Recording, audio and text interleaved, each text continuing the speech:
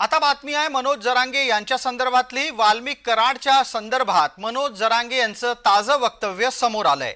वाल्मिक कराड याच्यावर मकोका लावलाच पाहिजे असा आग्रह मनोज जरांगे यांनी केलाय।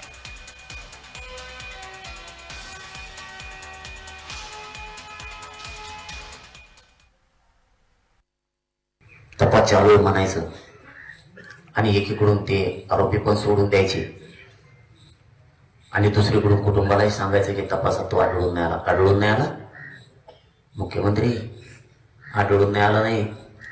जर या कुटुंबातला काही कुणाला झालं, जर आरोपी सुटला ना, धनंजय मुंडेची टोळी जगणं मुश्किल करू तर आम्ही जगणं मुश्किल त्याचं। तुम्हालाही सोपं जाऊ द्या ना, नाहीत मुख्यमंत्री आम्ही राज्य एका टंक्यात बंद पाडून टाकील। तुम्ही आमचा संयम सुटून देऊ नका। अनेक वर्षापासून प्रशासनाच्या अनुभवातले मुख्यमंत्री आहेत।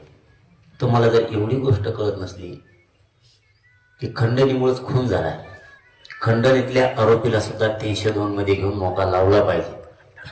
तुम्ही जर त्याला मोकळं सोडणार असाल तर कुटुंब धीर सोडणार नाही तर काय करणार? कुटुंब दुसरं काय करणार? मुख्यमंत्री चांगला माणूस आहे, न्याय देईल म्हणून कुटुंब आपल्या स्वतःच्या भावाचं रक्त सांडलं, हत्या झाली, तरीही डोळे पुशीत कुटुंब न्यायासाठी फडणवीसच्या दारात गेले आणि त्या दारात जाऊ जर न्याय मिळणार नसला तर कुटुंब हताश झालं।